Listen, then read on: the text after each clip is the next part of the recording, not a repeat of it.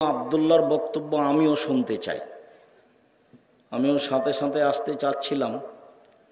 তার বক্তব্যে আমাদের অবস্থা সম্পর্কে, পৃথিবীর অবস্থা সম্পর্কে অনেক জানার ও বুঝার আছে, যার বাস্তবতা একান্ত জরুরি। তার এই মসজিদ ভিত্তিক দাওয়াতের পদক্ষেপকে আমি মেনে নিয়েছি। আমি একাধিক দিন বলেছি, আব্বু আসলে আমিও তো প্রায় 33 বছর থেকে বক্তব্য দিচ্ছি, মানুষ তো আমার কথা শোনে, মানে অনেকেই, বিরোধিতাও করে অনেকেই। তার প্রমাণ আপনারাও আছেন, যদিও এর পূর্বে যারা বিরোধিতা করেছে, কেন করেছে সেটা আমি নিজেও জানি না, তবে তার বিরোধিতা করার কোনো সুযোগ নেই।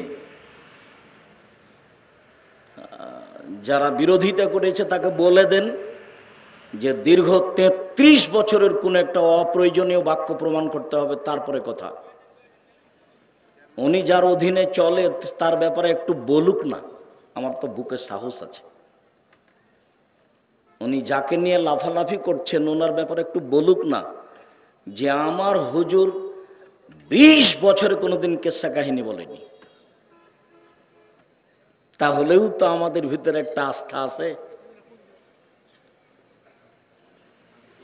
এরপরেও আমি মসজিদ ভিত্তিক দাওয়াত হোক, যেখানে কোনো স্বার্থ থাকবে না।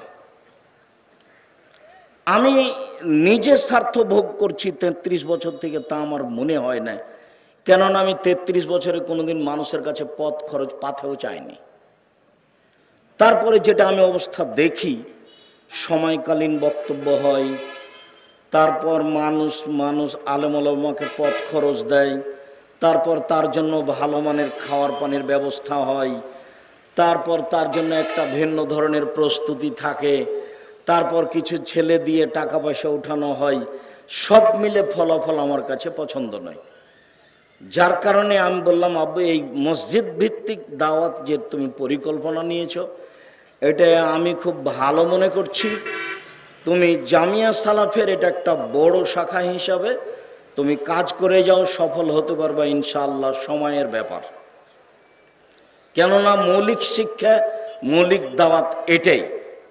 যেমন আমার একটা বড় সাপ, আমি এ দেশের মাটিতে উন্নত মানের প্রতিষ্ঠান গড়বই গড়ব ইনশাআল্লাহ, যেখানে ছেলে মেয়ে বাংলা, ইংরেজি, আরবি উন্নত মানের শিক্ষা অর্জন করে জাতির অন্যায়ের বিরুদ্ধে লড়বে, মুখে কলমে মিডিয়াই লড়বে ইনশাআল্লাহ।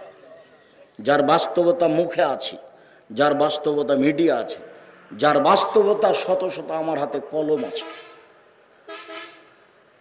যার বাস্তবতায় আমি আপনার বাড়ির মানুষ, এ কথাই ঠিক। তবে জামিয়া সালাফিয়া নামে এই দেশে সর্বোচ্চ শিক্ষা ব্যবস্থার প্রতিষ্ঠান চলছে, যেখানে প্রায় 5000 ছেলে মেয়ে পড়াশোনা করে,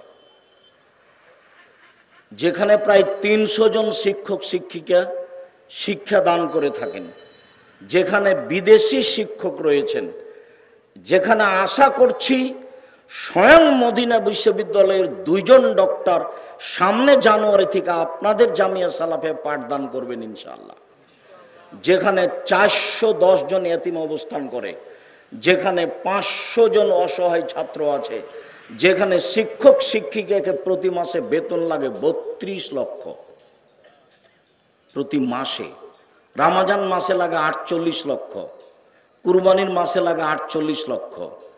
কিভাবে প্রতিষ্ঠান চলে তা আমি বুঝে উঠি না, তবে চলছে এটা আমি দেখতে পাচ্ছি।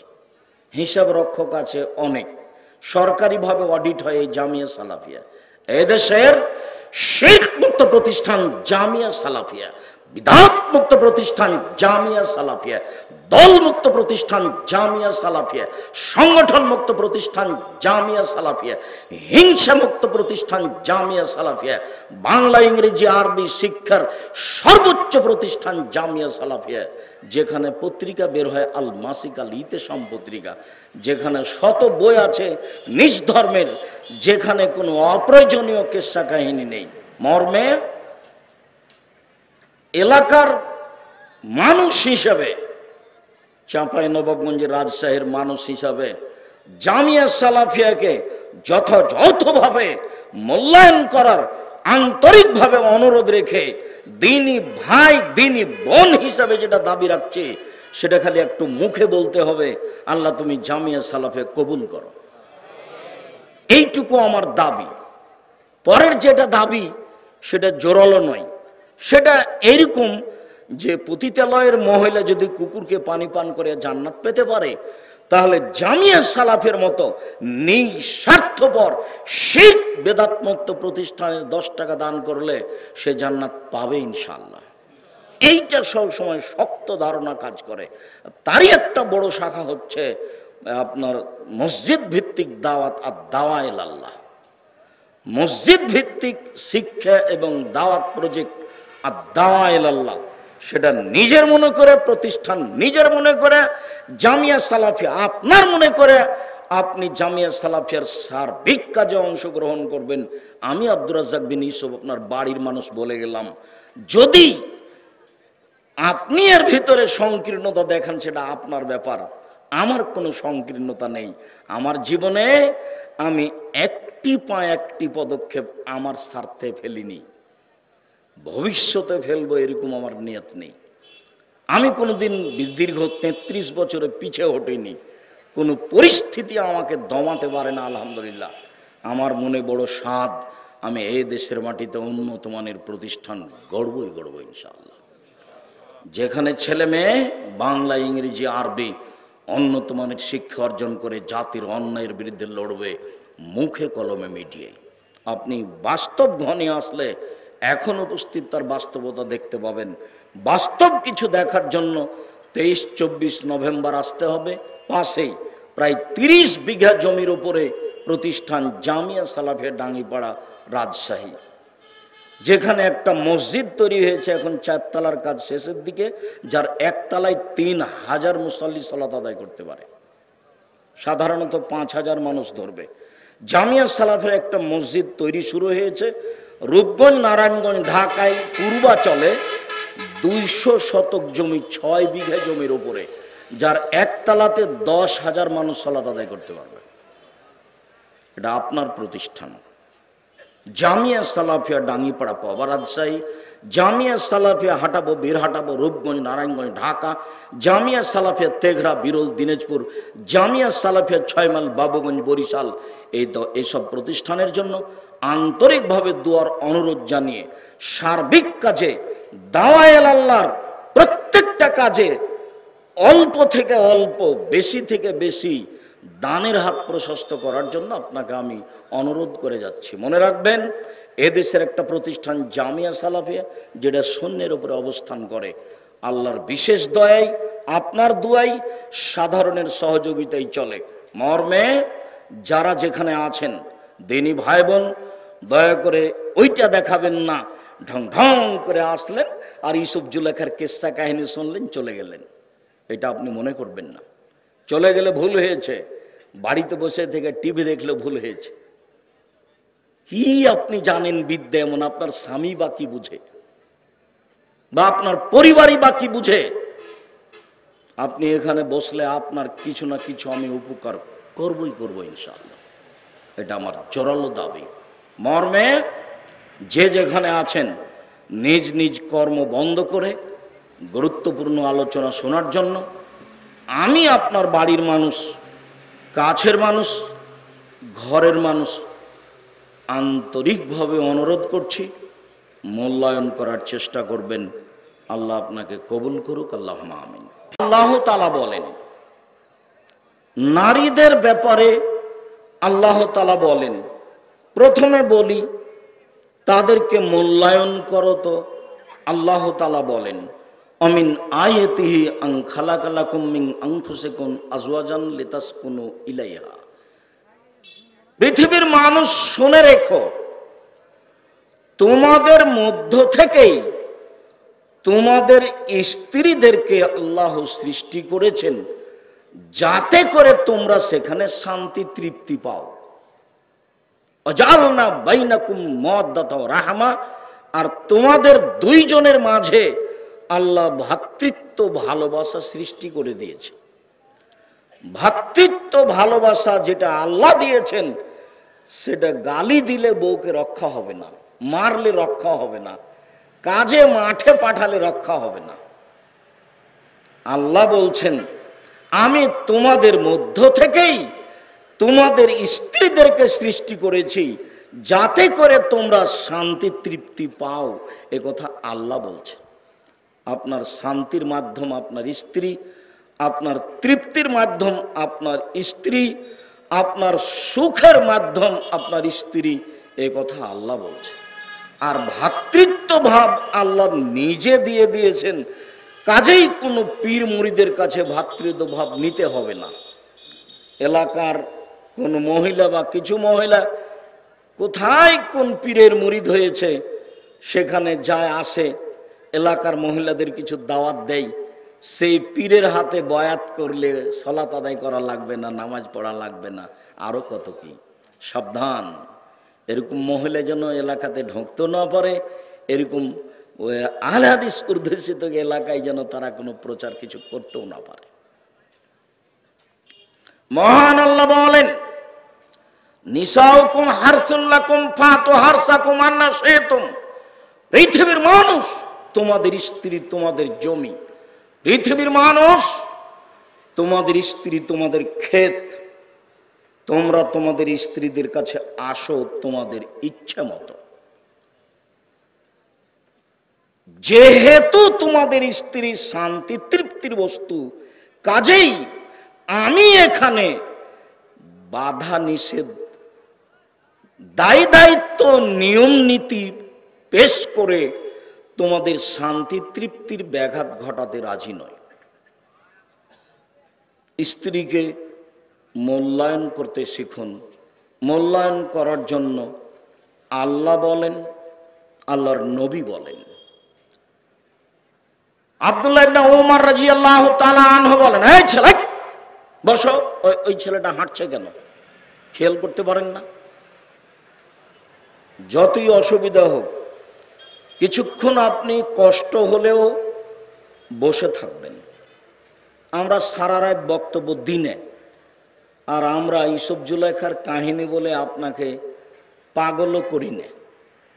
যা বলি তা আপনার জীবনে কাজে আসবে বলে আমরা মনে করি।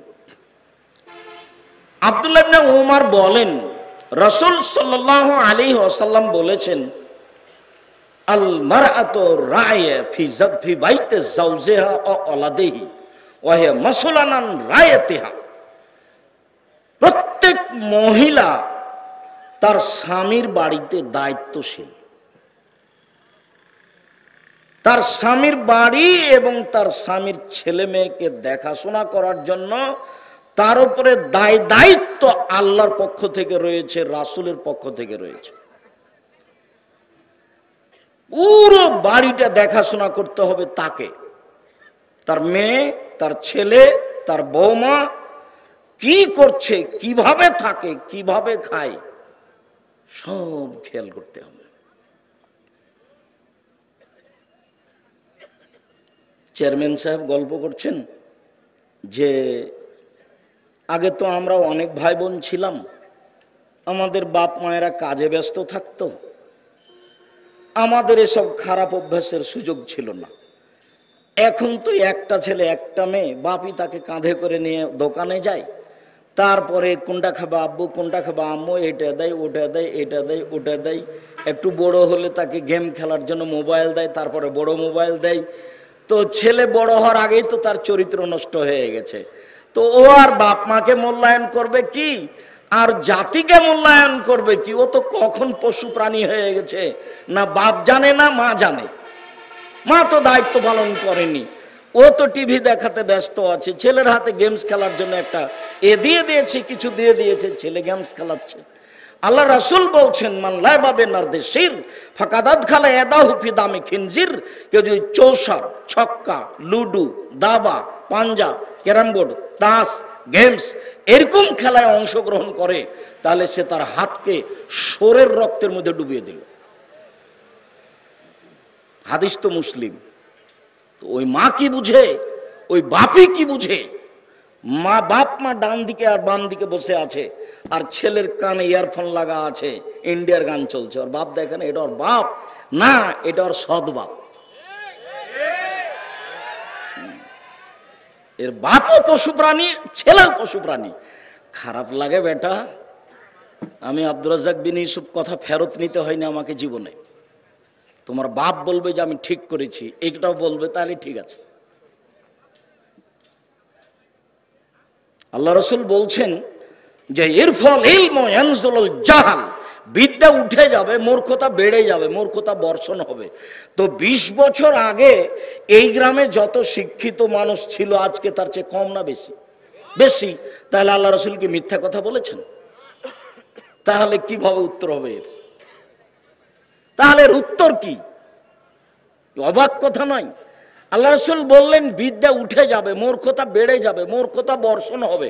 আমরা জানি যে বৃষ্টি বর্ষণ হয়, আল্লাহ নবী বলছেন যে মূর্খতা বর্ষণ হবে। তা আমরা দেখছি 20 বছর পূর্বে এই গ্রামে যত শিক্ষিত ছিল এখন তার চেয়ে বেশি। তাহলে কি আল্লাহ নবী মিথ্যা কথা বলেছেন? নাউজুবিল্লাহ মিন যালিক, মিথ্যা কথা তো বলেননি। তাহলে কিভাবে কি হলো? তো যাদের হাতে বড় মোবাইল আছে, ল্যাংটা মেয়ে আছে, এদেরকে সরিয়ে দেন। দাড়ি চাঁচা আছে যাদের, তাদেরকে সরিয়ে দেন। প্যান্টটা এখনো নিচে আছে যাদের, তাদেরকে সরিয়ে দেন। এদের বাপ মা যাদের, তাদেরকে সরিয়ে দেন। আরো যারা শিরক বেদাত নিয়ে জড়িত, একবারে বাড়িতে শোকেজে নিয়ে, ঘরে নিয়ে, শিক্ষা প্রতিষ্ঠান নিয়ে, এদেরকে শিক্ষা থেকে সরিয়ে দেন। দেখেন তো মূলে কয়জন থাকে?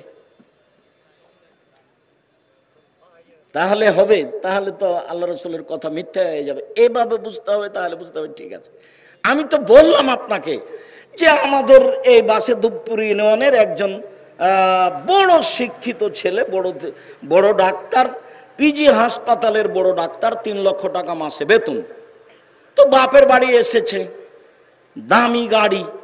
তা আমরা পাড়ার মানুষ দেখলাম, বড় ডাক্তার গাড়ি থেকে নামলো, দাড়ি চাঁচা আছে, টাই গলায় আছে, সিগারেট হাতে আছে, প্যান্টটা টাকানোর নিচে আছে। দেখলাম নামলো এভাবে। কিছুক্ষণ পরে দেখলাম বৌমা গাড়ি থেকে নামলো, হালকা হালকা গায়ে কাপড় আছে। একটু পরে দেখা গেল নাতি পুতিন গাড়ি থেকে নামলো, গায়ে কাপড়ই নেই। দেখা গেল গাড়ির পিছন দিকে কুকুর আছে।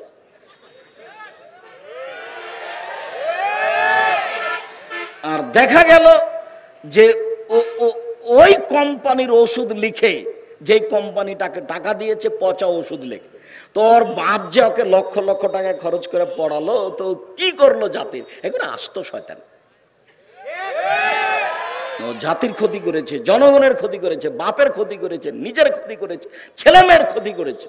আর রাজুল রাইন ওহমাসুলুন রায়াতিহি, বাপ দায়িত্বশীল, দায়িত্ব সম্পর্কে বিচারের মাঠে অক্ষরে অক্ষরে বুঝিয়ে দিতে হবে বাপ কি দায়িত্ব পালন করে। বাপ কি দায়িত্ব পালন করে, কি করেছে, কার নাম দায়িত্বশীল? আল্লাহ রসুল বলছেন রাজুল সৈয়দ আল মারাতু সৈয়দা, স্বামী হচ্ছে কর্তা, স্ত্রী হচ্ছে কর্ত্রী। নিজের কাজ করে যে তাকে বলে কর্তা, নিজের কাজ করে যে তাকে বলে কর্মী, অপরের কাজ দেখে যে তাকে বলে কর্তা। নিজের কাজ করে যে তাকে বলে কর্মী, অপরের কাজ দেখে যে তাকে বলে কর্তা। নিজের কাজ করে যে সে মহিলা কর্মী, অপরের কাজ দেখে যে তাকে বলে কর্ত্রী। আপনার স্ত্রী কি দেখে? আপনার মেয়ে এখন নগ্ন পোশাক পরে আছে, এখন আপনার স্ত্রীও আছে, আপনার মেয়েও আছে, আপনিও আছে। আমাকে কি দেখাতে চাচ্ছেন, কি বুঝাতে চান? আমি আপনার গ্রামের মানুষ, আপনি আমাকে বুঝান, আপনি কি বুঝাতে চান? এই বিদ্যা দিয়ে কি হতে পারে জাতির? সম্মানিত দিনী ভাই বোন, রাসূল সাল্লাল্লাহু আলাইহি ওয়াসাল্লাম বলেন,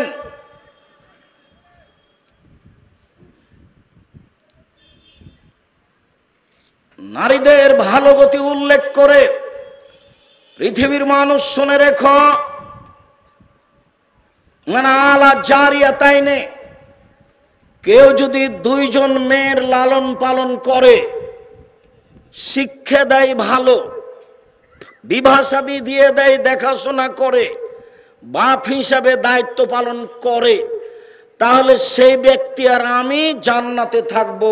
এইভাবে আসারা বিশ্বাবাবল ওস্তা, তর্জনী আর মধ্যমায় দুইটা আঙ্গুল ইশারা করে দেখালেন, জামা বাইনাহুমা, দুইটাকে জমা করে দিলেন।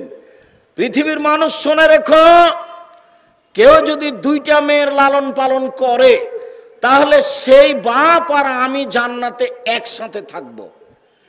দুইটা ছেলে 10টা ছেলে যদি শিক্ষা দেয়, লালন পালন করে, তাহলে এইভাবে ওই বাপ আর আল্লাহর নবী জান্নাতে থাকবে, এই কথা আল্লাহর নবী বলেননি।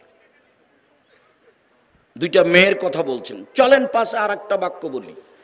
রাসূল সাল্লাল্লাহু আলাইহি সাল্লাম বলছেন, কাফিরুল ইয়াতীম, যারা ইয়াতীমের লালন পালন করবে, বাপ মারা গেছে সেই ছেলের, আমি আর সেই লোক জান্নাতে এইভাবে থাকব। তখনও তিনি এই তর্জনী আর মধ্যমা দুইটা আঙ্গুল ইশারা করে দেখালেন, তবে ফাররাকা বাইনাহুমা, দুইটার মধ্যে একটু ফাঁক রাখলেন।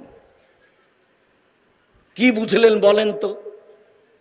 হাদিস তো বুখারী মুসলিম। কেউ যদি এতিমের লালন পালন করে, সেই লোক আর মুহাম্মদ সাল্লাল্লাহু আলাইহি সাল্লাম জান্নাতে একসাথে থাকবেন, এই আঙ্গুল দুটি দেখালেন, কিন্তু দুইটার মধ্যে একটু ফাঁক রাখলেন।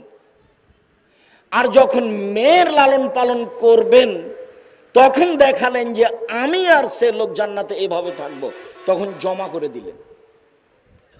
তার মানে মেয়ের লালন পালন ভালো কাজ এতিমের লালন পালনের চেয়ে। কথা বুঝাতে পারিনি? রাসূল সাল্লাল্লাহু আলাইহি সাল্লামের কাছে একটা লোক অভিযোগ করছে, এসে, আল্লাহ রাসূল, আমার অন্তরটা খুব শক্ত, এই ফকির ভিক্ষা চাইলে খালি বলি মাফ করো, আমার অন্তরটা কাউকে কিছু দিতে চায় না, ফকির দেখলে আমার মেজাজ খারাপ হয়ে যায়। তা আল্লাহ রাসূল বলছেন দুটা কথা,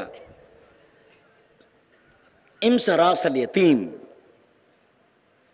ওয়া আতিমিল মাসাকিন এরিক্কু কালবু, এতিমের মাথায় হাত বোলাও, ওই কথাটা হাদিসের কথা, যেটা আপনি মা চাচির মুখে শুনেছেন। এতিমের মাথায় হাত বোলাও, হাত রাখো, আর মিসকিন ফকিরকে খেতে দাও, তাহলে তোমার অন্তর নরম হয়ে যাবে, তখন তুমি সহজে ভিক্ষুককে খেতে দিতে পারবা। এতিমের লালন পালন অনেক বড় কাজ। তারপরে মেয়ের ব্যাপারে রাসূল সাল্লাল্লাহু আলাইহি সাল্লাম এভাবে বলছে। আব্দুর রহমান আউফ রাদিয়াল্লাহু তাআলা আনহু বলেন, রাসূল সাল্লাল্লাহু আলাইহি ওয়াসাল্লাম বলেছেন, আল মারাতু ইয়া সাল্লাত খামসাহা ওয়া সামাত শাহরাহা ওয়া হাসানাত ফারজাহা অতাত বালাহা ফালতাদখুল ফি আইয়ি বাবিন মিন আবওয়াবিল জান্নাহ শাত। কোন মহিলা যদি 4টা কাজ করতে পারে, 1, 5 ওয়াক্ত সালাত, মনে রাখবেন জীবনে একটা জিনিসের সাথে কোনোদিন আপোষ করবেন না, সেটার নাম নামাজ, সালাত। কোনো দিন বলবেন না আচ্ছা কাল থেকে পড়বো, আচ্ছা পরে পড়বো, আচ্ছা দেখি পড়বো ইনশাআল্লাহ, এইরকম জীবনে কোনোদিন আপোষ করবেন না। পৃথিবীতে একটা কাজ এত জরুরি, এত জরুরি, এত জরুরি, মানুষের জীবদ্দশায় পৃথিবীতে এত জরুরি কোনো কাজ নেই। বলেন তো সেটা কি? সেটা সালাত। অজু করে পড়তে হয় সালাত, তো পানি নেই, ও তেমন করে পড়েন, বলে মাটি নেই, এমনিতেই পড়েন। পশ্চিম দিকে কেবলার দিকে মুখ করে পড়তে হলে কেবলা বোঝা যায় না, এমনিতেই পড়েন। পরিষ্কার কাপড় পরে পড়তে হলে পরিষ্কার কাপড় নাই, যাতে পেশাব পায়খানা লেগে আছে সেটা পরে পড়েন, কোনো কাপড়ই নাই, উলঙ্গ হয়ে পড়েন। আমি দৌড়িয়ে চলে যাচ্ছে, শত্রু পিছন দিকে তাড়া দিয়েছে, ওইভাবেই পড়েন। আমি গাড়িতে উঠে আছি, শিকল ধরে আছি, ঠেলে ঠেল মানে না, বলে এইভাবেই পড়েন। অবাক ইবাদত, এরকম ইবাদত দুনিয়াতে নেই। সিয়াম, রোজা, অসুস্থ আপনি এখন করবেন না, পরে করিয়েন, ঠিক আছে। হজ এবছর করিয়েন না, সামনে বার করেন, সমস্যা নেই। যাকাত আজকে হিসাবে ফরজ হয়ে গেছে, 2 দিন পরে দেন, 2 দিন আগে দিয়ে দেন, সমস্যা নেই। অবাক ইবাদত পৃথিবীতে সালাত, যার সাথে কোনো আপোষ নেই। উপস্থিত বৈঠকের দিনই মুসলিম ভাই বোন, মনে রাখবেন, 7 বছর বয়সে ছেলে মেয়েকে সালাত আদায় করতে বলতে হয়, 10 বছর বয়সে পিটিয়ে সালাত আদায় করার জন্য আদেশ করতে হয়, 15 বছর বয়সে ছেলে মেয়ে নামাজ পড়ে না, তখনও বাপ বেঁচে আছেন এ কথাটা মিথ্যে। ও বাপ নয়, ওটা ওর সৎ বাপ, ওটা ওর চাচা, ওটা ওর সৎ বাপ, ওটা ওর চাচা। ও মিথ্যে বাপ, জাতিকে প্রতারণা দেওয়া বাপ, ও ধোকা দেওয়া বাপ। এখনই এ ছেলে যদি ভুল করে ব্যবসায় গোদাগাড়িতে যদি টাকা পয়সা হারিয়ে আসে, তাহলে বারবার খেপে ওঠে, হ্যাঁ তুই এ করিস তো দাঁত ভেঙে এই তো তোকে বাইর করে দেবো, এই সে কত কি বলছে। আর সালাত আদায় করে না, সে কিছুই বলে না, চুপচাপ মুখখান বন্ধ করে চলে যাচ্ছে এদিক ওদিক। কাপুরুষ, অত সহজ? তাহাজ্জুদ পড়ে জান্নাত কিনতে চান? পরিবার অন্যায় করবে, সহজে জান্নাত চলে যেতে চাচ্ছেন? 15 বছর বয়সের ছেলে মেয়ে পড়ে না, এ বাপ বেঁচেছে কথা ঠিক নয়। ও বাপ নয়, ও বাপ এ কথাই ঠিক। ও ভালো বাপ নয়, ও তাহাজ্জুদ পড়ে জান্নাত যেতে পারবে না, এ কথাই ঠিক। সম্মানিত দিনী ভাই বোন, বলছিলাম, এক সল্লাত খামসাহা, 5 ওয়াক্ত সালাত আদায় করলো, সমাদ সাহারাহা, রমজান মাসের শ্যাম পালন করলো, আতাত বালাহা, স্বামীকে মেনে চলল, ওহাসানাত ফারজাহা, জেনায় লিপ্ত হলো না। জান্নাতের সব দরজা খোলা, যে কোনো দরজা দিয়ে যেতে পারবে, যে কোনো দরজা দিয়ে। 4টা কাজ পৃথিবীতে, এমন কোনো 4টা কাজ নেই যে পুরুষ করলে সে সরাসরি জান্নাতে যেতে পারবে, এরকম কোনো কাজ পুরুষের জন্য নাই। 4টা শুধু মহিলাদের জন্য। শুধু মহিলারাই 4টা কাজ করলে জান্নাতের সব দরজা খোলা। 1 5 ওয়াক্ত সালাত, 2 রমজান মাসের সিয়াম, 3 স্বামীকে মেনে চলা, 4 জেনায় লিপ্ত না হওয়া। আব্দুর রাজাক সাহেব, আমাদের কাছে 3টে গুণ আছে। আমরা 5 ওয়াক্ত সালাত আদায় করি, সিয়াম পালন করি, আমরা জেনায় লিপ্ত হই না। তবে স্বামীকে মেনে চলার ব্যাপারে আমাদের একটু আপত্তি আছে। আমার স্বামীর মুখ খুব খারাপ, ও খালি গালি দেয়, কথায় কথায় গালি দেয়, আর বড় মোবাইলে ল্যাংটা মেয়ে দেখে। আপনার স্ত্রী কি মিথ্যা কথা বলছে আপনি মনে করছেন? মনে হয় আপনার মুখ খারাপ। রাসূল সাল্লাল্লাহু আলাইহি সাল্লাম বলছেন, পৃথিবীর মানুষ মনে রেখো, মাইয়াজমানলি মা বাইনাল্লাহি ওয়া মা বাইনা রিজলাহি আদমাল্লাহুল জান্নাহ। কেউ যদি 2টা জিনিসের জিম্মেদারি নিতে পারে, আমি মুহাম্মদ সাল্লাল্লাহু আলাইহি সাল্লাম তাকে জান্নাতে নিয়ে যাওয়ার জিম্মেদারি নিলাম। কিভাবে জান্নাতে নিয়ে যাব সেটা আমার ব্যাপার। তবে মানুষ যদি 2টার জিম্মেদারি নিতে পারে, 1 মুখখান খারাপ করবে না, মুখে কাউকে গালি দিবে না, মুখখান বন্ধ রাখবে, 2 জেনায় লিপ্ত হবে না, বাস এ 2টা। বলেন তো, 1 কি? মুখ ব্যবহার করবেন না, 2 জেনায় লিপ্ত হবে না। হাদিস বুখারী মুসলিম।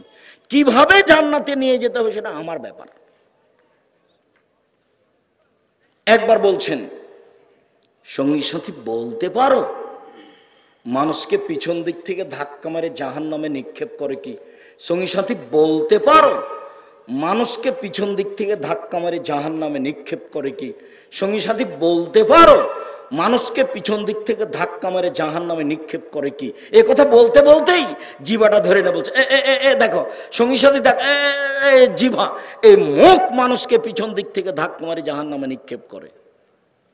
বউ তো আপনার স্ত্রী, তার সাথে তো মিলামিশা করেন, সে তো ভাত রান্না করে দেয়, সে তো রুটি তৈরি করে দেয়, সে তো চাঁপাইনবাবগঞ্জ রাজশাহীর মহিলা, সব কিছু তার কাছে করিয়ে নেন। সৌদি আরবের মহিলা হলে বুঝতে পারতেন মহিলা কাকে বলে। একটু কাজ করতে বললে বলতো, আমি কি আপনার দাসী নাকি, কাজ করতে এসেছি? কেন আপনার মুখখান খারাপ হবে? কেন খারাপ হবে? রাসূল সাল্লাল্লাহু আলাইহি ওয়াসাল্লাম বলছেন, সঙ্গী সাথী বলতে পারো মায়াদখুলুন নাসা নারা আকসার আও কাসিরান। সঙ্গী সাথী বলতে পারো মানুষ বেশি বেশি জাহান্নামে যায় কেন? সঙ্গী সাথী বলতে পারো মানুষ বেশি বেশি জাহান্নামে যাবে কেন? তখন সাহাবিগণ বলছেন আল্লাহ রাসূল ভালো জানেন, তা আল্লাহ রাসূল বলছেন আল ফারজ আল ফাম, মুখের কারণে আর লজ্জা স্থানের কারণে, জেনার কারণে আর মুখখান খারাপ হওয়ার কারণে। একদিন আবু মুসা আশারী বলছেন, সঙ্গী সাথী কাইফা বিকুম হবে জামানিন, তোমাদের কি হবে, যুগের কি হবে, তোমাদের কি হবে, যুগের কি হবে, তোমাদের কি হবে, যুগের কি হবে। এই যে উবকি তুমি হোসালাতে মিনান নাস, যেদিন সমাজের লোক হবে আগাছা, সবাই যেদিন খারাপ হবে সেদিন তোমাদের কি হবে, যুগের কি হবে।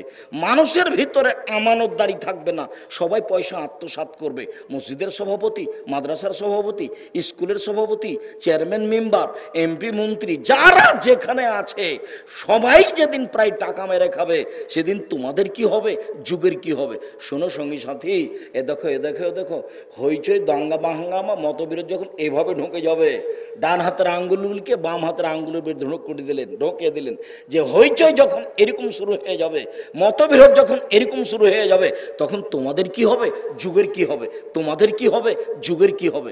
তখন সাহাবী বলছেন, বলেন কি করতে হবে, আপনি বলেন। তখন উত্তরে বললেন যে মুখখান বন্ধ রেখো, আলজিম লিসানাক, মুখখান বন্ধ রেখো। আব্দুর রাজ্জাক সাহেব চারটা জিনিস করলে জান্নাত পাবে এ কথাই ঠিক, তবে আমার স্বামীর মুখ খারাপ, সেই জন্য চাইলেও আমি তাকে যথাযথভাবে মূল্যায়ন করতে পারি না।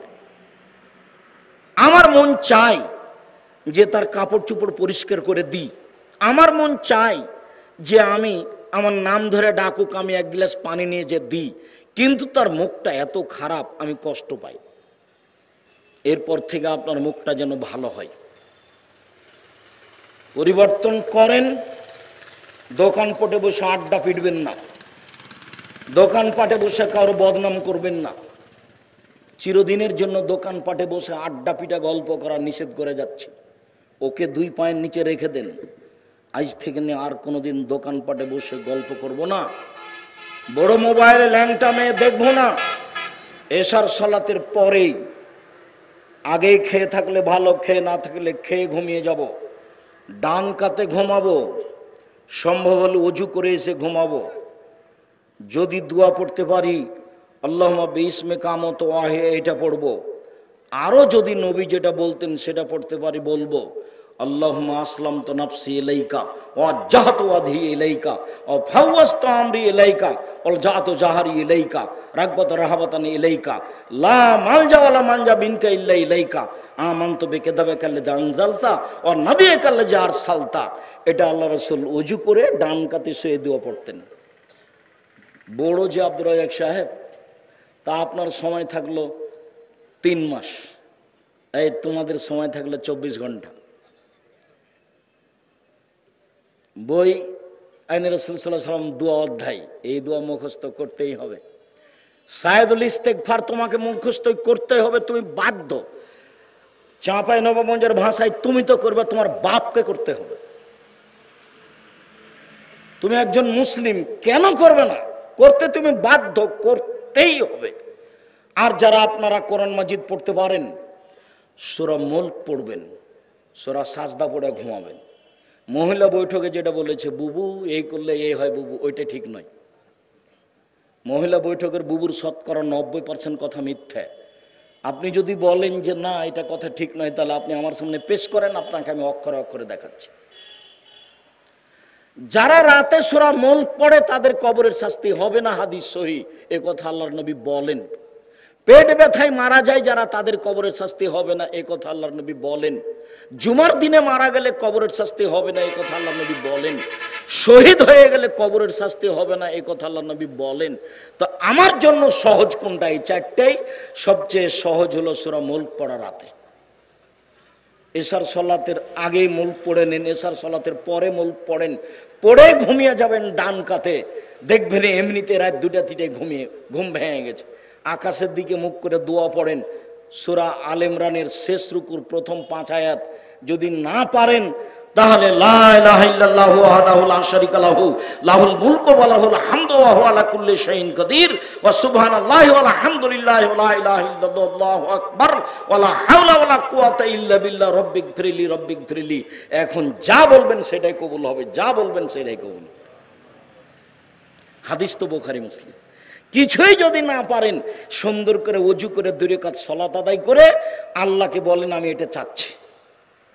হাত তুলে বলেন, এইভাবে তুলতে পারেন, এটা স্বাভাবিক। আর যদি এখনই নিতে হয় তাহলে এইভাবে উঠাতে হবে যেন বগলের শুভ্রতা দেখা যায়।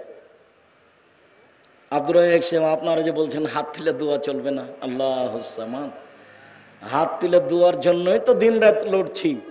দোয়ার বইয়ে 24টা হাদিস জায়গা উল্লেখ করা আছে কোথায় কোথায় হাত তুলে দোয়া করতে হবে, আর 35টা হাদিস পেশ করা আছে সিরিয়াল সহিখালে হাত তুলে দোয়া করার প্রমাণে।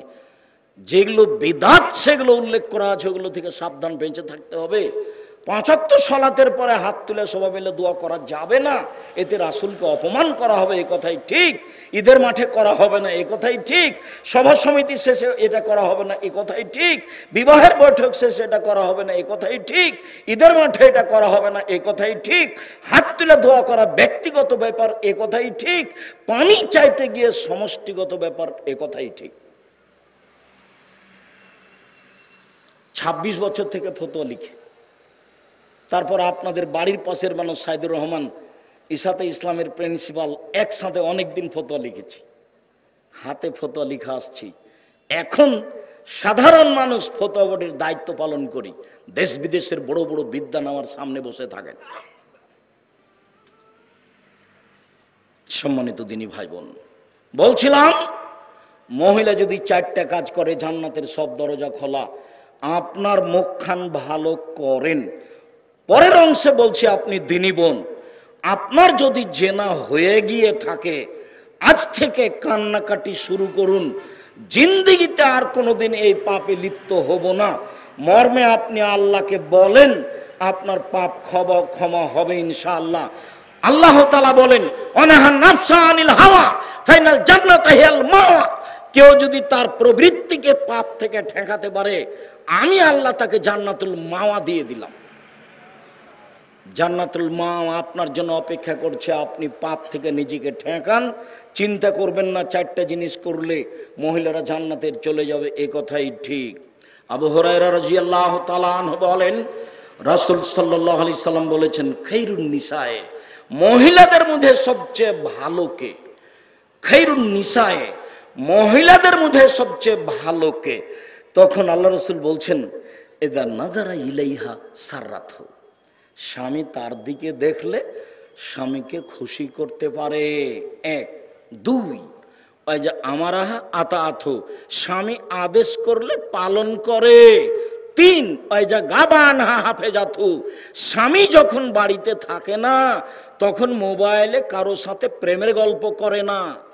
স্বামী যখন বাড়িতে থাকে না তখন দেবর ভাসুরের কারোর সাথে গল্পে লিপ্ত হয় না, ঘরে কাউকে ডেকে নিয়ে এসে বসায় না, স্বামীর অর্থ সম্পদ হেফাজতে রাখে। এই 3টে গুণ আছে যার, সেই নারী সবচেয়ে ভালো। এই কথা মুহাম্মদ সাল্লাল্লাহু আলাইহি সাল্লাম বলেন। 1 স্বামীর সাথে কথা বললে হাসি মুখে বলে।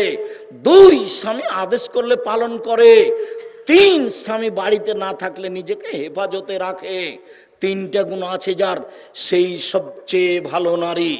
সম্মানিত দিনী ভাই বোন, আবু সাঈদ খুদরি রাদিয়াল্লাহু তাআলা আনহু বলেন, রাসূল সাল্লাল্লাহু আলাইহি সাল্লাম বলেছেন, আরবাতুন লিসাদা, 4টা জিনিস আছে যার, সবকিছু আছে তার। 4টা জিনিস নেই যার, কোনো কিছু নেই তার। 4টা জিনিস আছে যার, সবকিছু আছে তার। 4টা জিনিস আছে যার, সবকিছু আছে তার। 1 আল মারাতুস সালেহা, ভালো স্ত্রী, পর্দা করে।